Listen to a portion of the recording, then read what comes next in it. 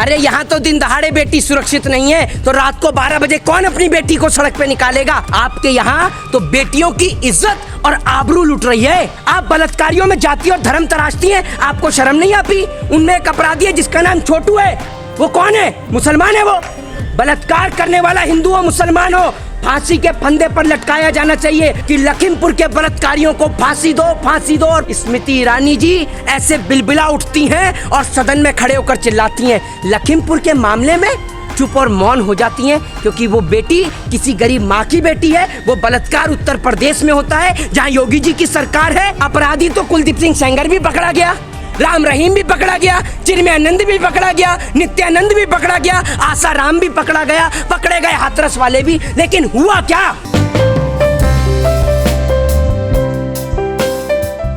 अगर आपने हाथरस के अपराधियों को कड़ी सजा दे दी होती तो शायद आज लखीमपुर की बेटी जिंदा होती, लखीमपुर की बेटी के साथ वो घटना नहीं हुई होती। अगर आपने अपनी पार्टी के एमएलए कुलदीप सिंह सेंगर को फांसी के फंदे पर झुला दिया होता तो आज लखीमपुर की बेटी जिंदा होती। अगर आपने राम रहीम, आसाराम जैसों को जेल की रोटी ना खिलाकर उनको फांसी के फंदे पर लटकाया होता तो आज लखीमपुर और हाथरस दोनों की बेटियां जिंदा होती। किसी बाप की बेटी नहीं जाती और किसी माँ की कोख नहीं उजड़ती, ये बात मैं आपको बता दूं। और आज मुझे शर्म आती है कि आप एक महिला होते हुए आप सरकार का साथ दे रही हैं, सरकार का साथ दे रही है। आपको सोचना चाहिए कि वो बेटी पे सवाल उठा रहे तो योगी जी ने तो स्टेटमेंट दिया है ना। मैं आपको एक बात बोलता हूँ, आप हर चीज को स्टेटमेंट से तुलना कर देते हैं। कहीं किसी की जान चली जाए तो वहां पर सरकार मुआवजा दे देती है। अरे मुआवजे से किसी माँ की बेटी वापस नहीं आती है, मुआवजे से किसी बाप का बेटा वापस नहीं आ पाए।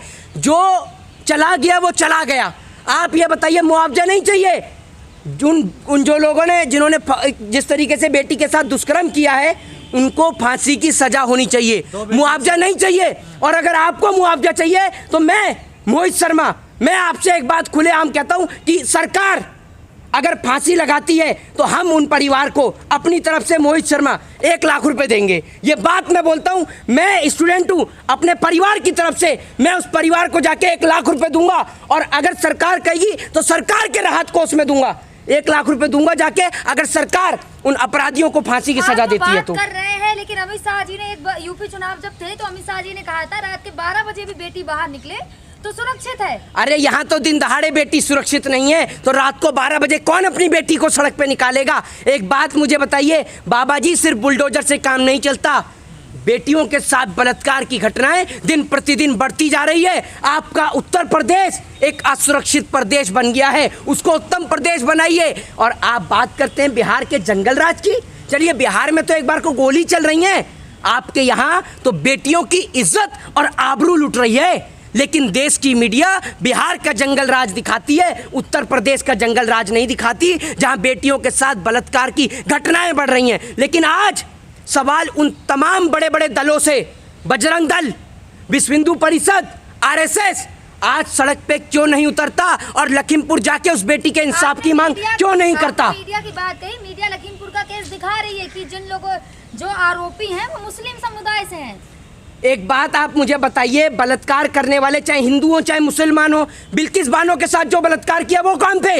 ये बताइए ना। आप बलात्कारियों में जाति और धर्म तराशती हैं, आपको शर्म नहीं आती? उनमें एक अपराधी है जिसका नाम छोटू है, वो कौन है? मुसलमान है। वो बलात्कार करने वाला हिंदू हो मुसलमान हो, फांसी के फंदे पर लटकाया जाना चाहिए। और ये मांग इस देश के हर एक भारतीय की है जो भारत देश में रहता है, चाहे वो हिंदू हो, मुसलमान हो, सिख हो या ईसाई हो। हर एक भारतीय कह रहा है कि लखीमपुर के बलात्कारियों को फांसी दो, फांसी दो और फांसी दो। लेकिन इन सब मामलों में स्मृति ईरानी चुप है, कुछ नहीं बोल। अरे स्मृति ईरानी की बेटी का आप बार के ऊपर आरोप उठाइए, स्मृति ईरानी की बेटी के ऊपर आप आरोप लगाइए। स्मृति ईरानी जी ऐसे बिलबिला उठती हैं और सदन में खड़े होकर चिल्लाती हैं। लखीमपुर के मामले में चुप और मौन हो जाती हैं क्योंकि वो बेटी किसी गरीब माँ की बेटी है। वो बलात्कार उत्तर प्रदेश में होता है जहाँ योगी जी की सरकार है और योगी जी और मोदी जी को इनके सारे नेता और मंत्री प्रणाम और नतमस्तक करते हैं। मैं उत्तर प्रदेश की जनता को कहना चाहता हूँ कि अगर आप आज भी नहीं समझे तो वो दिन दूर नहीं है जब इस देश के अंदर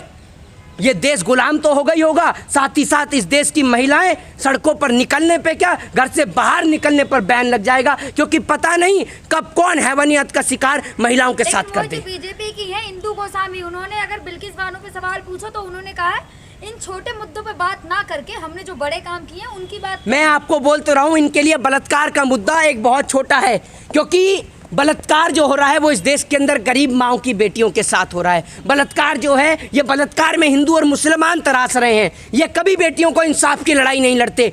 असल में जब जिसकी पार्टी का एमएलए बलात्कारी हो, असल में जिसकी पार्टी के नेता असेंबली में बैठकर पोर्न वीडियो देखते हो, वहाँ आप महिला सुरक्षा की गुहार लगाते हैं, वहाँ आप महिला सुरक्षा की सोचते हैं। ये बताइए आप मुझे। लेकिन योगी राज में तो ये कहा जा रहा था कि राम राज बन रहा है। देखिए, राम राज्य की बात मत करिए और राम को बदनाम मत करिए, ठीक है ना। राम के सुन लीजिए, राम, मैं क्या बोल रहा हूँ आपसे, राम को पढ़ के देख लीजिए, उसके बाद आपको समझ में आ जाएगा। राम ने तो पत्नी के खातिर, माता सीता के खातिर लंका तक की यात्रा क्या करी। हमारे यहाँ बेटी को देवी और लक्ष्मी समझकर पूजा जाता है, हमारे यहाँ तो बेटी के लिए लंका दहन कर दी जाती है। और आप बात कर रही हैं राम राज्य की, ये कैसा राम राज्य है। और राम राज्य की बात करें, चाहे आप रावण की बात करें, कभी रावण ने भी किसी स्त्री के साथ में, माँ सीता उनके पास जरूर थी, लेकिन कभी उनके साथ इस प्रकार का दुर्व्यवहार नहीं किया। ना तो ये राम का राज्य चल रहा है, ना ये रावण का राज्य चल रहा है। ये तो मैं बता दूं, ये तो अपराधियों का राज्य चल रहा है। ये तो बाबा जैसे लोग, जिनकी पार्टी के नेता एमएलए बलात्कारी, भले ही आप पार्टी से निकाल दें इनको, लेकिन वो बलात्कारी थे, हैं और रहेंगे। और वो बलात्कारियों का दाग आप कभी नहीं हटा सकते। इस देश ने हाथरस कांड देखा, इस देश ने उन्नाव कांड देखा, इस देश ने हाथरस के बाद में दिल्ली के अंदर निर्भया कांड देखा। इतनी सारी दर्दनाक घटनाओं के बावजूद अगर इस देश एक सख्त एक्शन न ले, इस देश की सरकार कोई सख्त एक्शन न ले, तो बड़े ही दुर्भाग्य की बात है। दूसरी बात ये, अगर नरेंद्र मोदी जी का, उनकी भतीजी का बटुआ चुर जाए, 1 सेकंड में मिल जाता है, और बेटी के साथ बलात्कार हो जाए तो बलात्कारियों को फांसी नहीं चलती, कोर्ट चलता रहता है, तारीख पे तारीख चलती रहती है। लखीमपुर मामले में इतनी सख्ती से पुलिस वालों को कहा है 24 घंटे के अंदर पकड़े गए ना, तो अरे अपराधियों को पकड़े जाने से क्या होगा। मैं आपसे एक बात कहता हूँ, सुन लीजिए, अपराधी तो कुलदीप सिंह सेंगर भी पकड़ा गया, राम रहीम भी पकड़ा गया, चिन्मयानंद भी पकड़ा गया, नित्यानंद भी पकड़ा गया, आसाराम भी पकड़ा गया, पकड़े गए हाथरस वाले भी। लेकिन हुआ क्या, ये पूछता हूँ, हुआ क्या। अगर इन बलात्कारियों को फास्ट ट्रैक कोर्ट के जरिए फांसी दे दी गई होती, तो मैं आज भी कहता हूँ लखीमपुर की बेटी आपके और हमारे बीच जीवित होती, आज हाथरस की बेटी आपके और हमारे बीच जीवित होती। लेकिन इन बलात्कारियों को देखिए आप, इस सरकार के नेताओं को देखिए, ये बलात्कारियों में जाति, धर्म और मजहब तराशते हैं। मैं पूछता हूँ, बिल्किस बानो एक महिला है या मुसलमान है? पहले क्या है? महिला। पहले महिला है ना, तो आप महिला की बात करिए। आज हाथरस में जो जिस प्रकार की घटना होती है, या लखीमपुर खीरी में जो घटना होती है, या एक बेटी को जला दिया जाता है, क्या ये घटनाएं एक महिला को हिलाकर नहीं रखती हैं? एक महिला जो असेंबली में, सदन में बैठ के चाहे तो उन महिलाओं के लिए आवाज़ उठा सकती है, लेकिन नहीं उठाती, क्योंकि जनाब वहाँ पर योगी जी का शासन प्रणाली है। योगी जी और मोदी जी मिलके स्मृति ईरानी को अगली बार मंत्री नहीं बनाएंगे अगर वो उनकी बुराई कर देंगी और महिलाओं की आवाज़ उठा देंगी। लेकिन मैं बता दूं आपको, मंत्री बनाने वाला स्मृति ईरानी जी इस देश की जनता है, नरेंद्र मोदी या अमित शाह नहीं है। तो आप अगर महिला होते हुए महिला की आवाज़ नहीं उठाती हैं तो भूल जाइए, कोई महिला आपको वोट देगी भी। और आप भारत देश के पूर्व प्रधानमंत्री को चूड़ियाँ भेजने का काम कर रही थी। अगर आप लखीमपुर खीरी के अपराधियों को सजा ना दिलवा पाएं, उनको सजा से मतलब ये नहीं कि जेल के अंदर डाल दें, अगर फांसी के फंदे पर ना झुलवा पाएं, तो वही चूड़ियां अपने प्रदेश के नेता और मंत्रियों को दे दीजिएगा और कह दीजिएगा वो चूड़ियां पहन लें। क्योंकि आप अगर इस देश में बहन बेटियों की इज्जत और आबरू की हिफाजत नहीं कर सकते, तो आप लोगों का नेता और मंत्री की कुर्सी पर बने रहने का कोई हक नहीं।